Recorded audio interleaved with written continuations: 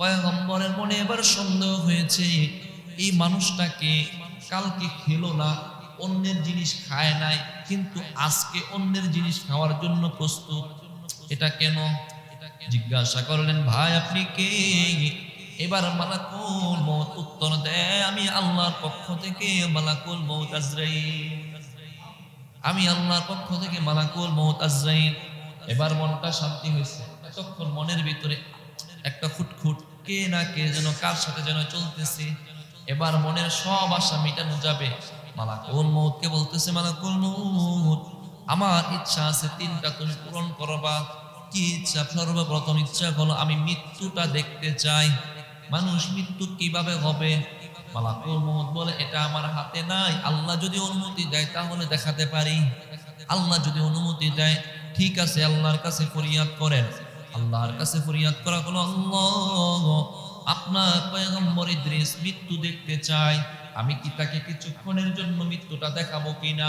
আল্লাহ অনুমতি দিয়ে দিলেন। আল্লাহ তাআলা পয়গম্বর ইদ্রিস আলাইহিস সালামের মৃত্যু দিয়ে আবার জীবিত করার অনুমতি দিলেন। এজন্য মালাকুল মউত আসলেন, পয়গম্বরকে একটা ঠান্ডা উত্তম মৃত্যু দিলেন, অনেক আস্তে ধীরে সুস্থে, কারণ মৃত্যু কষ্টের। ধীরে এবাকে মৃত্যু দিলেন, প্রশান্তির একটা মৃত্যু দিলেন। মৃত্যুর পর আবার জীবিত করলেন। মালাকুল মউত এবার পয়গম্বরকে জিজ্ঞাসা করে, পয়গম্বর কেমন মনে হয়েছে? পয়গম্বর উত্তর দেয়, মালাকুল মউত, মনে হয় আমার শরীর থেকে চামড়াটা ছিঁড়ে ফেললে যেমন কষ্ট হয়, আমার তেমন কষ্ট হয়েছে। অথচ তাকে সবচাইতে উত্তম মৃত্যুটা দেওয়া হয়েছিল। মৃত্যু দেওয়ার পর এবার পয়গম্বরের কয়টা ইচ্ছা ছিল? তিনটা ইচ্ছা ছিল। প্রথম ইচ্ছা পূর্ণ হয়েছে, দ্বিতীয় ইচ্ছা পূর্ণ করার পালা। আদম আলাইহিস সালাতু ওয়াস সালামের প্রথম জোড়ায় যে সন্তানাদি হয়েছিল হাবিল, প্রথম জোড়ায় ছিল কাবিল আর ইকলিমা, দ্বিতীয় জোড়ায় ছিল হাবিল আর লিওয়াজা। এই কাবিলের সাথে যে মেয়েটা ছিল ইকলিমা, এই মেয়েটা ছিল সুন্দরী, দেখতে সুন্দর। আর হাবিলের সাথে যে মেয়েটা ছিল লিউজা, এই মেয়েটা ছিল কালো। এখন আল্লাহর বিধান অনুযায়ী হাবিল বিয়ে করবে ইকলিমা সুন্দরীকে, কাবিল বিয়ে করবে লিউজা অসুন্দর যে তাকে। কিন্তু কাবিল ছেলেটা ছিল একটু উগ্রপন্থী, মাথা গরম থাকে না, হ্যাঁ, কি কোনো কথা শুনবো না, আমি যেটা বলি সেটাই রাইট, সেটাই শুনবো। কাবিল এনতা মানতে নারাজ, আমার সাথে হইল সুন্দর, বিয়ে করব কালোটা, আর হাবিলের সাথে হলো কালোটা, হে বিয়ে করবে সুন্দর, এটা মানতে নারাজ। এখন মানবো না এটা, চলো ফাইসালা দাও। পয়গম্বর ফাইসালার জন্য আল্লাহর কাছে রোনাজারি করলেন, আল্লাহর কাছে আবেদন করলেন, আল্লাহ আপনি তো ফাইসালা জানাইলেন, আমার সন্তানের বিপরীত দিক থেকে বিয়ে করবে, হাবিল বিয়ে করবে ইকলিমাকে, আর কাবিল বিয়ে করবে লিউজাকে। আল্লাহ গো, কাবিল তো লিউজা অসুন্দরী হওয়ার কারণে সেটা মানতে নারাজ। আল্লাহর কাছে যখন ফাইসালার জন্য গেলেন, আল্লাহ ফাইসালা জানাইয়া দিলেন, পয়গম্বর আপনি আপনার সন্তানদেরকে বলে দেন এটাই আল্লাহর ফাইসালা, মানতে হবে। তারপরেও কাবিল মানতে নারাজ। দ্বিতীয়বার আবার ফাইসালার জন্য ডাকা হলো, আল্লাহ ফাইসালা জানাইয়া দিলেন দুইজনেই কুরবানি করবে, একটা পশু কুরবানি করবে। কুরবানি করবে পশু, এটা বর্ণনা নাই। কুরবানি করবে, পাহাড়ের উপরে গিয়ে কুরবানি দেবে। যার কুরবানিটা কবুল হবে সেই সুন্দরী ইকলিমাকে বিয়ে করবে। আল্লাহর পক্ষ থেকে ফয়সালা হলো কুরবানি করো। আমাদের সময়ে কুরবানি হয় পশু কুরবানি, তাই না? পশু কুরবানি হয়। পশু ছাড়া যদি আমরা বড় ধরনের একটা মিষ্টি কুমড়া কুরবানি দিয়ে কুরবানি হবে। শস্য ফল ফলাদি কুরবানি দিলে কুরবানি হয় না। যত দামি ফলই আপনি কুরবানি দেন কুরবানি হবে না। কিন্তু নিম্ন শ্রেণীর একটা খাসি কুরবানি দিলেও কুরবানি হয়ে যাবে। এটা আমাদের সময়ের নিয়ম হলো কুরবানি দিতে হয় পশু। আর আমাদের সময় নিয়ম হলো কুরবানির পশু রক্ত মাংস কোনো কিছুই আল্লাহর কাছে যায় না, সব জমিনে থাকে। কিন্তু পয়গম্বর আদম আলাইহিস সালাতু ওয়াস সালামের সময় নিয়ম ছিল দুইটা। এক নম্বর নিয়ম ছিল পশু ছাড়াও ফল ফলাদি, আপনার ক্ষেতের শস্য অথবা দামি কোনো ফসল আপনি চাইলে কুরবানি দিতে পারেন, ফসলও কুরবানি দেওয়া যাবে। কুরবানির জন্য কোনো পশু বাধা ছিল না, যা মনে চায় আপনি তাই দিতে পারেন। সাথে সাথে দুই নাম্বার নিয়ম ছিল, যখন কুরবানি দেয়া হবে, কুরবানি দেওয়ার পর যদি কুরবানিটা কবুল হয়, আল্লাহর পক্ষ থেকে একটা আগুন এসে কুরবানিকে জ্বালিয়ে দিত। কবুল হলে এটা আল্লাহর কাছে চলে যেত, আগুনে জ্বালিয়ে নিয়ে যেত। আর যদি কবুল না হতো, এটা জমিনের মধ্যে পড়ে থাকতো। এখন নিয়ম অনুযায়ী আল্লাহর পক্ষ থেকে ফয়সালা হয়েছে কুরবানি দাও। এখন কুরবানি দিতে হবে। দুই ভাই হাবিল এবং কাবিল। হাবিল ছিল কর্মঠ, বিচক্ষণ, সুদর্শন। হাবিল চিন্তা করলো, আল্লাহর পক্ষ থেকে যেহেতু ফয়সালা হয়েছে কুরবানি দেয়ার, এজন্যই আমি নিজের চাষাবাদ করে নিজের জমিনের উৎকৃষ্ট একটা ফসল সে কুরবানির জন্য নিয়ে গেল। আল্লাহর জন্য কুরবানি দিবে, দেখবেন যারা আল্লাহর জন্য করে দিলটা খোলা থাকে, নিজের কাছে কিছু না থাকলেও আল্লাহর জন্য চাইছে তো দিয়ে দাও, ফিরাইয়া দিও না। হাবিলও চিন্তা করলো, আল্লাহর পক্ষ থেকে যেহেতু কুরবানির ফয়সালা হয়েছে, এজন্য সে কষ্ট করে উপার্জন করে ফসল আদি বুনে ভালো একটা উৎকৃষ্ট ফসল কুরবানির জন্য নিয়ে গেল। আর কাবিল চিন্তা করলো, আমার সাথে সুন্দরী হয়েছে, আমি কালোটাকে কেন বিয়ে করব? প্রথম নাম্বার, আল্লাহ আমার ফয়সালা শুনে নাই, চলো কুরবানি একটা দিলেই হলো। সে জীর্ণ শীর্ণ একদম রোগা পাতলা একটা পশু কুরবানির জন্য নিয়ে গেল। দুইজনই কুরবানি করলো। সর্বশেষ দেখা গেল হাবিল যে কুরবানিটা করেছে, আল্লাহর পক্ষ থেকে আগুন এসে হাবিলের কুরবানিটাকে কবুল করে নিয়েছে। হাবিলের কুরবানি কবুল হয়ে গিয়েছে।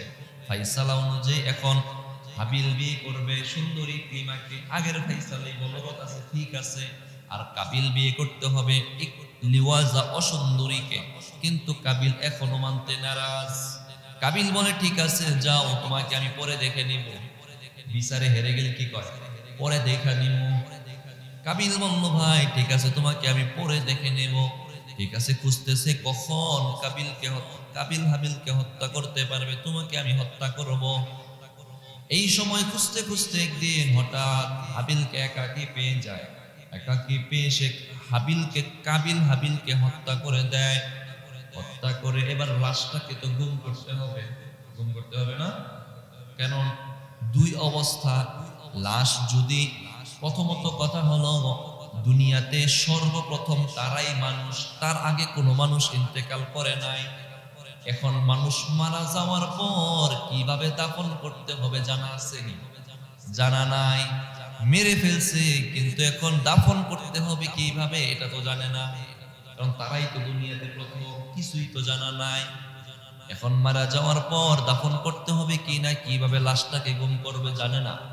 মারা যাওয়ার পর কাবিল হাবিলকে পাশে নিয়ে বসে রয়েছে, একটু দূরে দেখতেছে একটা কাক, দুইটা কাক দুইজনে মারামারি লাগছে। কিসে মারামারি লাগছে?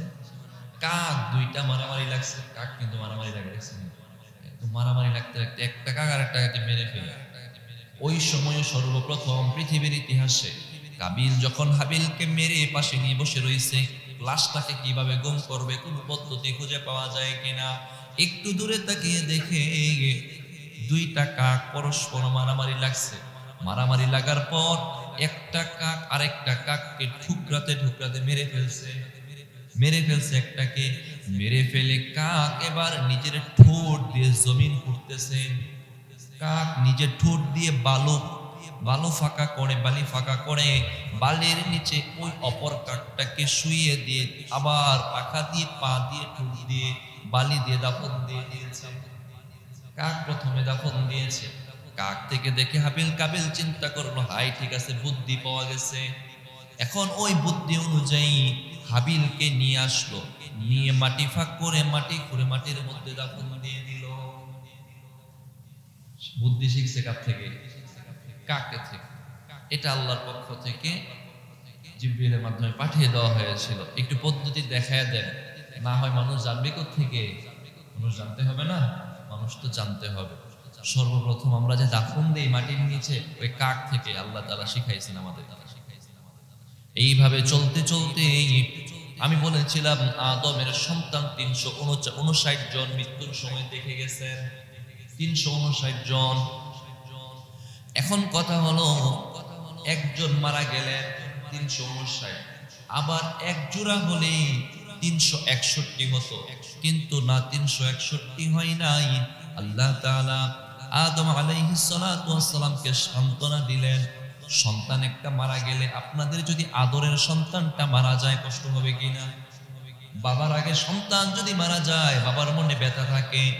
আদম আলাইহিস সালাতু ওয়াস সালামের সন্তান যুবক একটা সন্তান, বিচক্ষণ, নম্র, ভদ্র, অনেক সুশীল একটা সন্তান, অনেক ভালো মানুষ একটা সন্তান মারা গিয়েছে।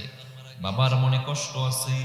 এই জন্য আল্লাহ তাআলা বাবার কষ্টটা দূর করার জন্য আল্লাহ একটা সন্তান দান করলেন। সব সন্তান দিলেন জোড়ায় জোড়ায়, ছেলের সাথে মেয়েও থাকে, জোড়ায় জোড়ায় দিলেন। কিন্তু একমাত্র একটা সন্তানকে আল্লাহ তাআলা জোড়া ছাড়া একমাত্র দান করলেন, শুধুমাত্র ছেলে দান করলেন, সাথে মেয়ে দেন নাই। তার নাম হলো শীস আলাইহিস সালাতু ওয়াস সালাম। তার নাম কি? শীস আলাইহিস সালাতু ওয়াস সালাম। উনি আদম আলাইহিস সালামের পঞ্চম সন্তান। পঞ্চম সন্তান হাবিল কাবিল, দুইজন দুই জোড়ার, দুইজনের সাথে আবার দুইজন মেয়ে, 4 নাম্বার। পঞ্চম নাম্বার আল্লাহ তাআলা শীস আলাইহিস সালামকে দান করেছেন। শীস আলাইহিস সালামকে দান করেছেন। হাবিলকে যেহেতু মৃত্যুবরণ করেছে, হাবিল যেহেতু মৃত্যুবরণ করেছে, বাবাকে সান্ত্বনা দিয়ে শীস আলাইহিস সালামকে আল্লাহ দান করেছেন। এই শীস আলাইহিস সালাতু ওয়াস সালাম ওয়াদি নুমাদ নামক জায়গায় বড় হতে থাকেন। বাবার কাজে তিনি সহায়তা করেন। বাবা মৃত্যুর সময় সব সন্তান দূরে দূরে থাকে, কিন্তু শীস আলাইহিস সালাতু ওয়াস সালাম সব সময় বাবার কাছে থাকতেন। দেখবেন সন্তানাদি যদি 5টা ছেলে থাকে, 5 ছেলের মধ্যে যেটা সবচেয়ে বিচক্ষণ, বাবা মৃত্যুর আগে বলে যায়, দেখো আমার মৃত্যুর পর সংসারে দেখাশোনা এই ছেলে করবে। বলে যায় না? যে ছেলেটা সংসার চালাইতে পারবে, সম্পত্তি দেখাশোনা করতে পারবে, ভাইদের মাঝে মিল করে রাখতে পারবে, ওই ছেলেটার ব্যাপারে ওসিয়ত করে যায়।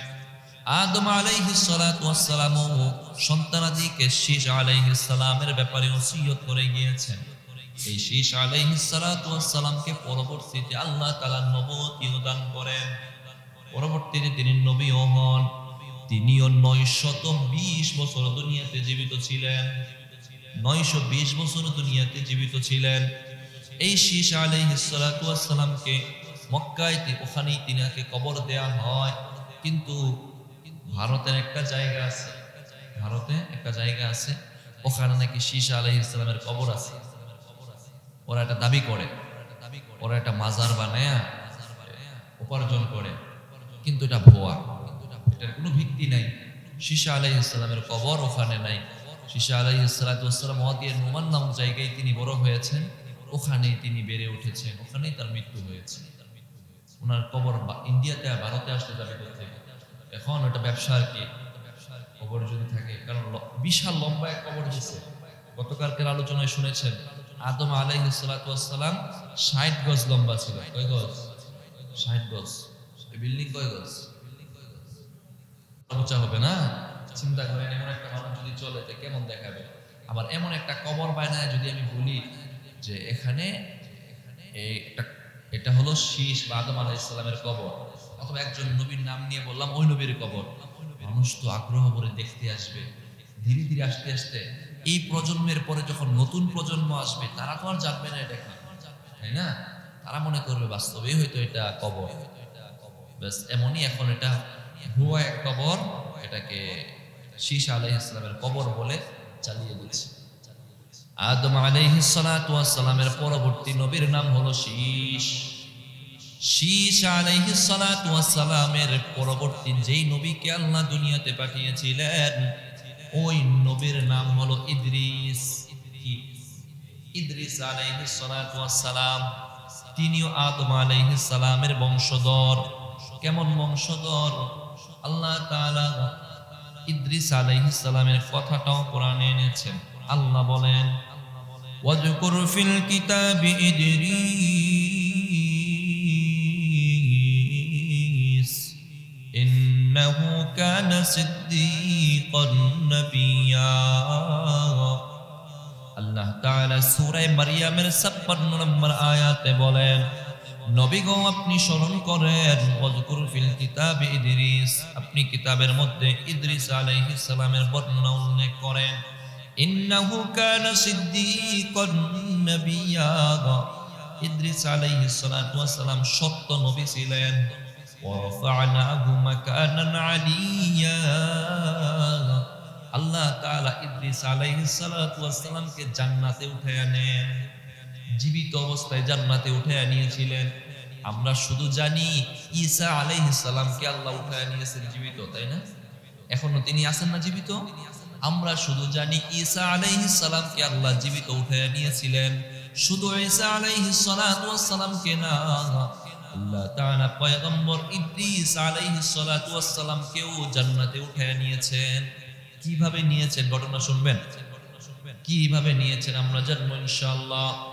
আদম আলাইহিস সালাতু ওয়াস সালামের সন্তান শীশ, শীশের সন্তান কিনান, কিনানের সন্তান মাহলাইল, মাহলাইলের সন্তান ইজদ, ইজদের সন্তান আখনুখ, আখনুখের সন্তান হলো ইদ্রিস, আখনুখই হলো ইদ্রিস। মাহলাইল এর সন্তান ইয়াজদ, ইয়াজদের সন্তান হলো এই ইদ্রিস আলাইহিস সালাতু ওয়াস সালাম। মানে বংশ পরম্পরা, আপনি আপনার বাবা, বাবা, দাদা ইদ্রিস বিন ইয়াজদ বিন মাহলাইল বিন কিনান বিন শীশ বিন আদম। এই ইদ্রিস আলাইহিস সালাতু ওয়াস সালাম, ওনার সন্তান হলো মুতাওয়া সালেহ, তার সন্তান হলো লামেক, তার সন্তান হলো নূহ আলাইহিস সালাম। নাম শুনছেন না? তার সন্তান হলো নূহ এবং শীশ। এই দুইজনের মাঝখানে হলো ইদ্রিস আলাইহিস সালাতু ওয়াস সালাম। ইদ্রিস আলাইহিস সালাতু ওয়াস সালামকে আল্লাহ তাআলা নবুয়তি দান করেছিলেন, নবুয়তি দান করেছিলেন। তিনি বাবেল শহরে থাকতেন, বাবেল শহরে থাকতেন। উম্মতদেরকে দাওয়াত দিয়েছিলেন, কুলু লা ইলাহা ইল্লাল্লাহ ওয়া তুফলিহু।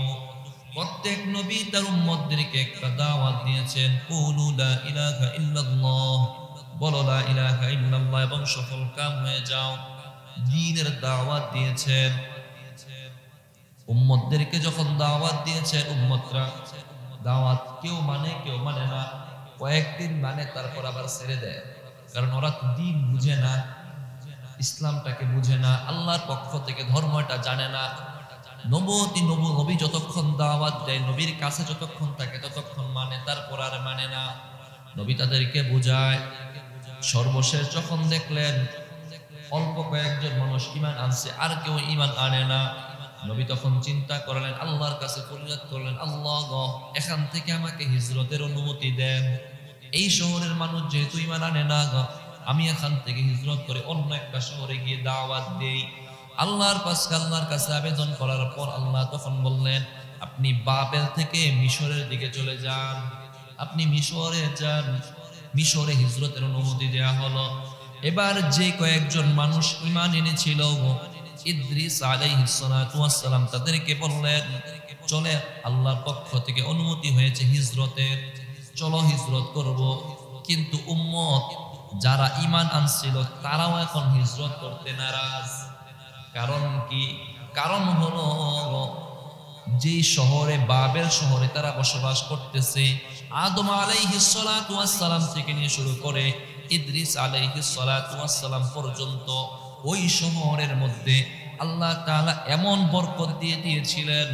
আদম আলাইহিস সালামকে আল্লাহ তাআলা জিবরিল আমিনের মাধ্যমে জান্নাত থেকে 2টা বলদ, 2টা গরু এবং কিছু গমের বীজ দিয়ে পাঠিয়েছিলেন এবং জিবরিল আমিনের মাধ্যমে শিক্ষা দিয়েছিলেন, আপনি গিয়ে পয়গম্বরকে বলবেন এই বলদ 2টা দিয়ে চাষাবাদ করবে, জমিন চাষ করবে এবং গরুর দুধ দহন করে সে ভক্ষণ করবে এবং এই গমগুলো জমিনের মধ্যে রোপণ করবে। জিবরিল আমিন সেগুলো শিক্ষা দেয়। জমিনের মধ্যে গম রোপণ করা হয়। তাফসীরের বর্ণনায় আছে গম জমিনে রোপণ করার 7 ঘন্টার মধ্যে আবারও গমের চারা গজিয়ে চারার মধ্যে গম ধরে যায়। 7 ঘন্টার মধ্যে ফল এসে যেত। ওই শহরে এইভাবে থাকতেছে। আপনি যদি কোনো এক জায়গায় গিয়ে দেখেন গাছ লাগানোর আগে 7 ঘন্টার মধ্যে ফল ধরে যায়, আপনি কি ওই জায়গা ছাড়বেন? কোনোদিন ছাড়বেন না। ওই ইদ্রিস আলাইহিস সালাতু ওয়াস সালামের উম্মত যারা ঈমান এনেছিল, এখন তাদেরকে যখন বলা হলো চলো আল্লাহর পক্ষ থেকে হিজরতের অনুমতি হয়েছে, এই শহর ত্যাগ করব, বিভিন্ন শহরে যাব, এখন তারাও মানতে নারাজ। না, আমরা এই শহরে ছেড়ে যাব না, এই শহরে এত এত নিয়ামত আছে। অবশেষে ইদ্রিস আলাইহিস সালাম পয়গম্বর তাদেরকে আশ্বাস দিলেন, আল্লাহ যদি চান এখানে যেই বরকত দিয়েছেন, আমরা যেখানে যাব ওখানে এর চেয়েও বেশি বরকত দিতে পারেন। ঠিক কিনা? আল্লাহ এর চেয়েও বেশি বরকত দিতে পারেন। এবার সবাই না মানলো, কিছু সংখ্যক মানুষ তো মানে, অল্প সংখ্যক যারা মানলো তাদেরকে নিয়ে চললো, মিশরের মধ্যে গেল। মিশরে গিয়ে পয়গম্বর ইদ্রিস আলাইহিস সালাতু ওয়াস সালাম সেখানে দাওয়াতি কাজ পরিচালনা করতেছেন। ঠিক আগের মতো সেখানে আল্লাহ তাআলা বরকত দিয়ে দিলেন, বরকত জমিনের মধ্যে বরকত দিয়ে দিলেন। প্রত্যেকটা নবী এক একজন নবী এক একটা জিনিস দুনিয়ার মধ্যে চালু করেছেন। শীশ আলাইহিস সালাতু ওয়াস সালামের মাধ্যমে কৃষি কাজ জমিনে চালু হয়েছে। ওই যে একটু আগে বললাম 7 ঘন্টার মধ্যে ফল হয়ে যায়, শীশ আলাইহিস সালামের মাধ্যমে হয়েছে। ইদ্রিস আলাইহিস সালাতু ওয়াস সালামের মাধ্যমে আল্লাহ তাআলা জমিনে যে ভবন হয়, এই ভবনের কাজ তার মাধ্যমে শুরু হয়। সর্বপ্রথম তিনি জমিনের মধ্যে ভূপৃষ্ঠের মধ্যে বাড়ি নির্মাণ করেছিলেন, ভবন নির্মাণ করেছিলেন। সাথে সাথে ইদ্রিস আলাইহিস সালাতু ওয়াস সালাম মিশরে গিয়ে মানুষদেরকে দাওয়াত দিতেন। এক এক জায়গার মানুষ এক এক ভাষী হতো। ইদ্রিস আলাইহিস সালামের সময়ে মানুষ 72টা ভাষায় কথা বলতো, আর ইদ্রিস আলাইহিস সালাতু ওয়াস সালাম সবগুলো ভাষা জানতেন। সবগুলো ভাষা তিনি জানতেন। 72 ভাষায় মানুষদেরকে দাওয়াত দিতেন। এবার মানুষদেরকে দাওয়াত দিতেছেন। কিছুদিন পর তিনি যখন একটা শহর প্রতিষ্ঠা করলেন, বাড়িঘর নির্মাণ করলেন, বাড়িঘর নির্মাণ হয়েছে, অট্টালিকা হয়ে গিয়েছে, তখন এটা শহর হয়ে গিয়েছে। তখন আল্লাহ তাআলা তাকে খেলাফতের নবুয়তের সাথে সাথে খেলাফতিও দান করলেন, বাদশাহীও দান করলেন। তিনি জ্যোতিষী বিদ্যা জানতেন। এই শহর নির্মাণ করতে করতে তিনি 200টা শহর নির্মাণ করেন। কয়টা? 200টা শহর নির্মাণ করেন। এই শহরগুলোকে তিনি 4 ভাগে ভাগ করে দেন। কারণ একটা একটা দেশ পরিচালনা করতে হলে একা তো আর সম্ভব না, ভাগ করে দেন। 200টা শহর প্রতিষ্ঠা করে 4 ভাগে ভাগ করে দেন। একটা ভাগ থাকে ইয়ালাবেস, আরেকটা ভাগের নাম হলো সৌদ, আরেকটা ভাগের নাম হলো ইস্তিলুকুম, আরেকটা নামের নাম হলো সাউস। এই 4 শহরের মানুষ 3টা কাজে বিভক্ত থাকতো, 3টা কাজ করত 3 ভাগে। এক ভাগ হলো জ্যোতিষী, যারা জ্যোতিষ উচ্চপদস্থ। আরেক ভাগ হলো যারা বাদশাহী করবে। আরেক ভাগ হলো প্রজা, যারা নিম্ন শ্রেণীর মানুষ। সবার মাঝে এই 3টা ভাগ করে দেন। সমাজে একদল প্রধানমন্ত্রী, আরেকজন মন্ত্রী, চেয়ারম্যান, মেম্বার, আমলা কামলা, অনেক মানুষ আমাদের সমাজে ভাগ আছে।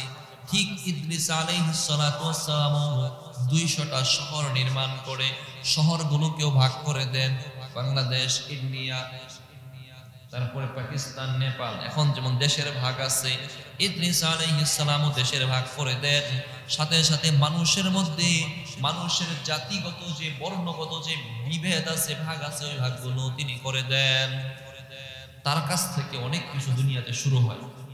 দুনিয়াতে এমন শুরু হয়, আমরা বইয়ে দেখেছেন, অনেক সময় পড়েছেন, অথবা নাটক বা কার্টুনের মধ্যে, অথবা অনেক মাধ্যমে আপনারা জানেন, শুনেছেন, বন্য মানুষ অথবা জঙ্গলি মানুষ, এমন শুনছেন না? বন মানুষ, জঙ্গলি মানুষ, অথবা যাদের শিক্ষা দীক্ষা ছিল না, এমন বলে মানুষ, জঙ্গলি মানুষ, অসভ্য মানুষ, বন মানুষ। বাস্তবে ইতিহাস খুঁজলে দেখা যায় বন মানুষ অথবা জঙ্গলি মানুষ এদের অস্তিত্ব কোনো সময় ছিল না। এটা একটা ভুয়া কথা, এটা একটা ভুয়া কথা। কেননা ইতিহাস সেই দুনিয়ার শুরুর ইতিহাস এটা। আদম আলাইহিস সালামের আগে দুনিয়াতে কেউ ছিল? দুনিয়াতে কোনো মানুষ ছিল নাকি? কোনো মানুষ ছিল না। কিন্তু আদম আলাইহিস সালামও কি শিখেছেন, কি শিখিয়েছেন আমরা ইতিহাস থেকে জানলাম। তারপরে শীস আলাইহিস সালাম, তিনি কৃষিকাজ জানতেন। কৃষিকাজ কি বন মানুষ করে নাকি শিক্ষিত যারা সুগঠিত বিচক্ষণ মানুষ তারা কৃষিকাজ করে? জঙ্গলি মানুষ যারা বন মানুষ তারা তো কৃষিকাজ করবে কি? ধরে ছিঁড়ে ফিরে খেয়ে ফেলেছে। আমরা তো এটাই বুঝি, তাই না? বন মানুষ, জঙ্গলি মানুষ এর অস্তিত্ব কোনো সময় ছিল না। এই যে ইদ্রিস আলাইহিস সালামের কথা জানলাম, তিনি শহর আবিষ্কার করেছেন। 200টা শহর তার সময়ে ছিল। তার সময়ে 200টা শহর ছিল। উনি সর্বপ্রথম কোন কোন কাজগুলো করেছেন? এক নাম্বার, আল্লাহ তাআলা দুনিয়াতে অসংখ্য সহিফা নাজিল করেছিলেন। জানেন না এটা? সহিফা বুঝেননি? সহিফা হলো এই যে একটা কোরআন, হ্যাঁ, কোরআন হলো বড় বড় 4টি কিতাবের একটি এবং সবচেয়ে মর্যাদাপূর্ণ দামি কিতাব কোরআন। এছাড়াও আরো বড় বড় 3টা কিতাব আছে, তাওরাত, জাবুর, ইনজিল। বড় বড় কিতাব হলো 4টা। বড় বড় কিতাব ছাড়াও আল্লাহর পক্ষ থেকে, এটা তো আল্লাহর পক্ষ থেকে, তাই না? আল্লাহর পক্ষ থেকে আরো অসংখ্য নবীর উপর অসংখ্য অসংখ্য ছোট ছোট সহিফা নাজিল হয়েছে। এটা তো একটা বড় কিতাব, ধরেন ছোট কয়েক পৃষ্ঠার অথবা কয়েক পৃষ্ঠার নাম হোক বড় হোক, একটা কিতাব আল্লাহ পাঠাইছে, এটার নাম হয়ে গিয়েছে সহিফা। ইব্রাহিম আলাইহিস সালামের উপরও সহিফা নাজিল হয়েছে, ওটার নাম সহিফা ইব্রাহিম। শীস আলাইহিস সালাতু ওয়াস সালামের উপর আল্লাহ তাআলা 50 খানা সহিফা নাজিল করেন। কয়খানা? 50 খানা। আর আজকে যে ইদ্রিস আলাইহিস সালামের আলোচনা শুনলাম, এই ইদ্রিস আলাইহিস সালামের উপর আল্লাহ তাআলা ছোট ছোট 30 খানা সহিফা নাজিল করেন। 30 খানা সহিফা, এটা তার সময় থেকে শুরু হয়। জ্যোতিষী বিদ্যা এবং অঙ্ক, জ্যোতিষী বিদ্যা, সূর্য দেখে চাঁদ দেখে সময় নির্ধারণ করা, হ্যাঁ, এই সময়টা এগুলো ইদ্রিস আলাইহিস সালাম থেকে শুরু হয়। অঙ্ক বিদ্যা, গণিতের যে বিদ্যাটা আছে, এটাও ইদ্রিস আলাইহিস সালাম থেকে শুরু হয়। মানুষ কি অসভ্য জাতি ছিল? বন্য জাতি ছিল? মানুষ সবই জানতো তখন থেকে। হ্যাঁ, এগুলো ধাপে ধাপে মডিফাই হয়েছে, আপডেট হয়েছে, উন্নত হয়েছে, কিন্তু সূচনা সেই দুনিয়ার প্রায় শুরু লগ্ন থেকে। ইদ্রিস আলাইহিস সালামের সময়ে দুনিয়ার আরো ব্যাপক বৃদ্ধি পেয়েছে, প্রসারতা পেয়েছে। তার সময়ই কলমের আবিষ্কার হয়।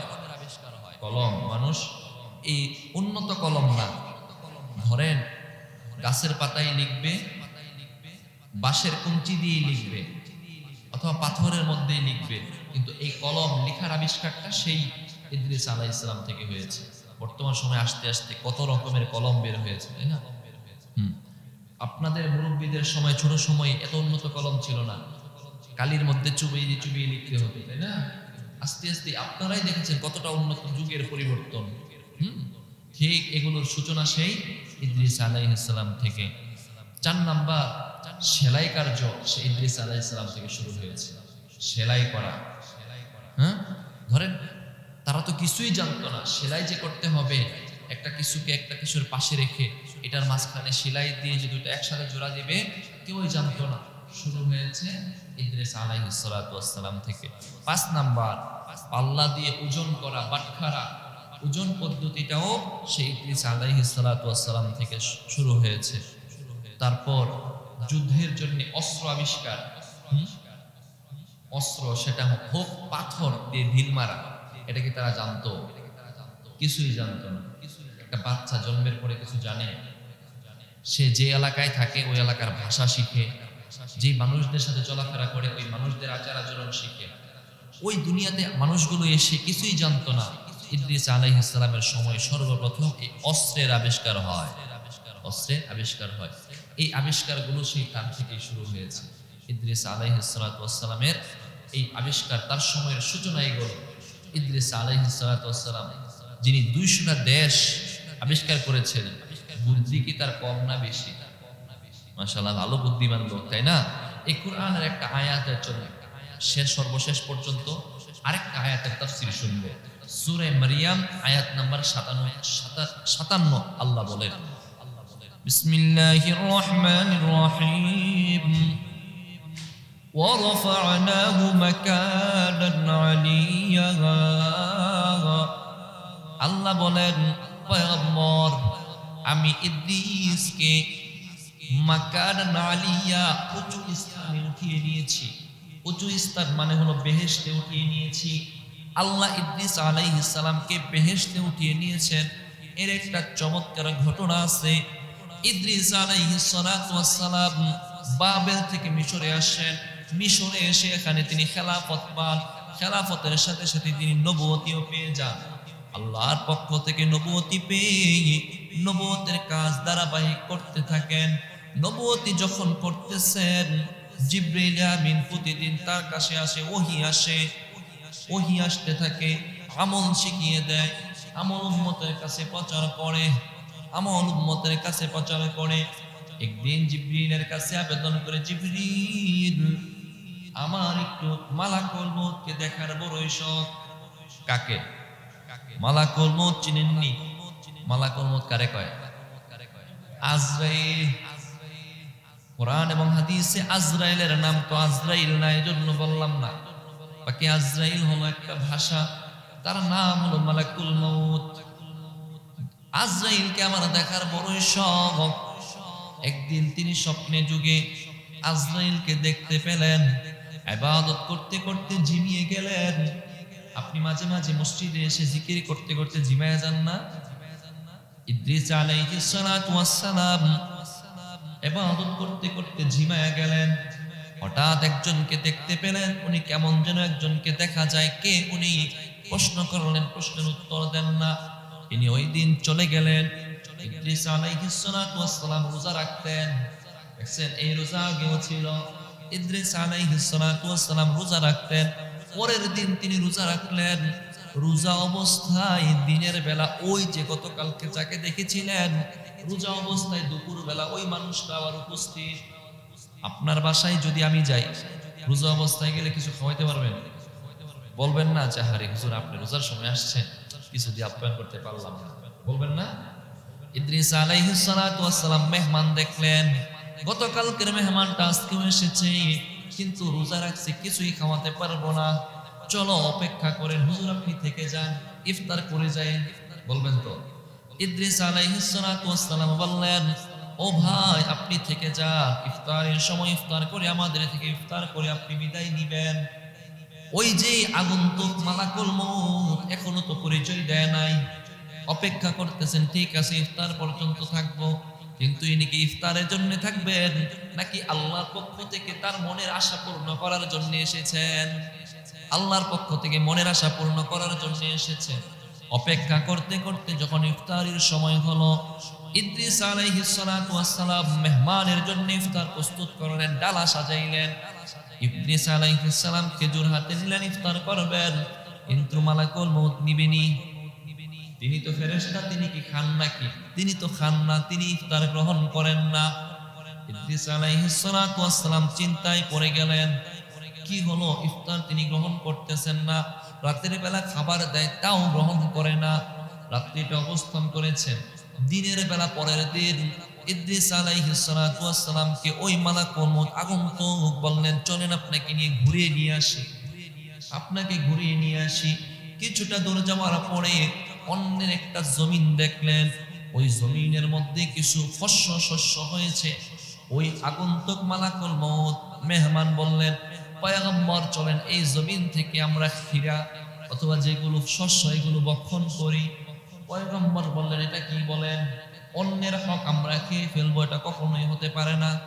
আপনাকে তো ভালো মানুষ মনে করতাম, কালকে আমার থেকে আপনি মেহমানদারিও গ্রহণ করেন নাই, ভাবলাম আপনি হয়তো অনেক বড় আল্লাহওয়ালা মানুষ, কিন্তু আপনি দেখতেছি আরেকজনের হক নষ্ট করেন। এটা কেমন কথা? চললো, এখান থেকে অফ হয়ে গেল। কিছুটা দূর সামনে অগ্রসর হলো, দেখতে পেলেন একদল ছাগলের পাল। ওই আগন্তুক মেহমান বললেন, চলেন একটা ছাগল জবাই করে আমরা খেয়ে ফেলি। ইদ্রিস আলাইহিস সালাম আবার আগের মতো উত্তর দিলেন, না না না, অন্যের হক নষ্ট করা যাবে না। একবার দুইবার যখন এমনটা হলো, পয়গম্বরের মনে এবার সন্দেহ হয়েছে, এই মানুষটাকে কালকে খেলো না, অন্যের জিনিস খায় নাই, কিন্তু আজকে অন্যের জিনিস খাওয়ার জন্য প্রস্তুত। এটা কেন? জিজ্ঞাসা করলেন, ভাই আপনি কে? এবার মালাকুল মউত উত্তর দেয়, আমি আল্লাহর পক্ষ থেকে মালাকুল মউত আজরাইল। আমি আল্লাহর পক্ষ থেকে মালাকুল মউত আজরাইল। এবার মনটা শান্তি হয়েছে। এতক্ষণ মনের ভিতরে একটা খুটখুট, কে না কে যেন কার সাথে যেন চলতেছে। এবার মনের সব আশা মিটানো যাবে। মালাকুল মউতকে বলতেছে, মালাকুল মউত, আমার ইচ্ছা আছে তিনটা, তুমি পূরণ করবা। কি ইচ্ছা? সর্বপ্রথম ইচ্ছা হলো আমি মৃত্যুটা দেখতে চাই। মানুষ মৃত্যু কিভাবে হবে? মালাকুল মউত বলে, এটা আমার হাতে নাই। আল্লাহ যদি অনুমতি দেয় তাহলে দেখাতে পারি। আল্লাহ যদি অনুমতি দেয়, ঠিক আছে, আল্লাহর কাছে ফরিয়াদ করেন। আল্লাহর কাছে ফরিয়াদ করা হলো, আল্লাহ, আপনার পয়গম্বর ইদ্রিস মৃত্যু দেখতে চায়, আমি কি তাকে কিছুক্ষণের জন্য মৃত্যুটা দেখাবো কিনা? আল্লাহ অনুমতি দিয়ে দিলেন। আল্লাহ তাআলা পয়গম্বর ইদ্রিস আলাইহিস সালামের মৃত্যু দিয়ে আবার জীবিত করার অনুমতি দিলেন। এজন্য মালাকুল মউত আসলেন, পয়গম্বরকে একটা ঠান্ডা উত্তম মৃত্যু দিলেন, অনেক আস্তে ধীরে সুস্থে, কারণ মৃত্যু কষ্টের। ধীরে এবাকে মৃত্যু দিলেন, প্রশান্তির একটা মৃত্যু দিলেন। মৃত্যুর পর আবার জীবিত করলেন। মালাকুল মউত এবার পয়গম্বরকে জিজ্ঞাসা করে, পয়গম্বর কেমন মনে হয়েছে? পয়গম্বর উত্তর দেয়, মালাকুল মউত, মনে হয় আমার শরীর থেকে চামড়াটা ছিঁড়ে ফেললে যেমন কষ্ট হয় আমার তেমন কষ্ট হয়েছে। অথচ তাকে সবচাইতে উত্তম মৃত্যুটা দেওয়া হয়েছিল। মৃত্যু দেওয়ার পর এবার পয়গম্বরের কয়টা ইচ্ছা ছিল? তিনটা ইচ্ছা ছিল। প্রথম ইচ্ছা পূর্ণ হয়েছে, দ্বিতীয় ইচ্ছা পূর্ণ করার পালা। পয়গম্বর এবার মালাকুল মউতকে বলে, মালাকুল মউত, আমি জাহান্নাম দেখতে চাই, জাহান্নাম দেখতে চাই। এবার মালাকুল মউত পয়গম্বরকে নিয়ে চললেন, জাহান্নাম পরিদর্শন করাইলেন, জাহান্নামের আযাব শাস্তি তাকে দেখাইলেন, দেখিয়ে বের করে নিয়ে আসলেন। এবার পয়গম্বরের তৃতীয় ইচ্ছে পূর্ণ হওয়ার পালা। পয়গম্বর এবার মালাকুল মউতকে বললেন, আমার তৃতীয় ইচ্ছা পূরণ করেন। আপনার তৃতীয় ইচ্ছা কি? আমার তৃতীয় ইচ্ছা হলো আমি জান্নাতটা দেখতে চাই, জান্নাত দেখতে চাই। এবার পয়গম্বরকে মালাকুল মউত জান্নাতের দরজার সামনে নিয়ে ছেড়ে দিলেন। পয়গম্বর এক দূরে জান্নাতে প্রবেশ করলেন, জান্নাতটা দেখে সাথে সাথে আবার বের হয়ে আসলেন। আবার তিনি দ্বিতীয় আবার এক দূরে জান্নাতের মধ্যে প্রবেশ করলেন। মালাকুল মউত আমার পয়গম্বরকে ডাকে, পয়গম্বর জান্নাত থেকে বের হন, আপনার ইচ্ছা তো পূরণ হয়ে গিয়েছে, এবার আপনি বের হয়ে আসেন। কিন্তু আর বের হয় না। কি হয় না? কিন্তু আর জান্নাত থেকে বের হয় না। কেন বের হয় না? মালাকুল মউত এবার প্রশ্ন করলেন, পয়গম্বর আপনার ইচ্ছা পূর্ণ করেছে, এবার বের হয়ে চলে আসেন। এবার পয়গম্বর মালাকুল মউতকে বলে, মালাকুল মউত আল্লাহকে বলেন, আল্লাহ তো বলেছেন দুনিয়াতে একটা মানুষের একবারই মৃত্যু হবে, দুইবার মৃত্যু হবে না। সুতরাং আমার একবার মৃত্যু হয়ে গিয়েছে, আমার দ্বিতীয়বার আর মৃত্যু হওয়ার সুযোগ আসেনি, আর দ্বিতীয়বার মৃত্যু হওয়ার সুযোগ নাই। দুই নম্বর, আল্লাহ তো বলেছেন প্রত্যেকটা মানুষ মৃত্যুর পূর্বে জান্নাতও দেখবে, জাহান্নামও দেখবে। আমি জাহান্নাম দেখে আসছি, সুতরাং জাহান্নামেরও কোনো ভয় নাই। আর আমি যেহেতু পয়গম্বর, জান্নাত জাহান্নাম দেখার পর জান্নাতে আসছি। আল্লাহ বলেছেন যেই ব্যক্তি জান্নাতে একবার প্রবেশ করবে কিয়ামত পর্যন্ত আর জান্নাত থেকে বের হবে না। আমি যেহেতু জান্নাতে একবার ঢুকছি আর বের হব, ব্যাস এই কথাটাই। ওয়ারাফানাহু মাকানান আলিয়্যা, আল্লাহ ইদ্রিস আলাইহিস সালামকে উঁচু স্থানে মানে জান্নাতে উঠায় নিছেন। ব্যাস তিনি ওখানে আছেন। কিভাবে আছেন এটা বাকি আল্লাহ পাক ভালো জানেন। আল্লাহ তাআলা আমাদের দুনিয়াতে যত পয়গম্বর এসেছেন তার উম্মত যারা ঈমান এনেছেন, সাথে সাথে আমরা যারা উম্মতে মুহাম্মাদী আছি, আমাদের সবাইকে আমাদের নবী মুহাম্মদ রাসূলুল্লাহ সাল্লাল্লাহু আলাইহি ওয়াসাল্লামের সাথে জান্নাতে থাকার তৌফিক দান করেন, বলেন আমিন। ইনশাআল্লাহ কোরআনে মোট 25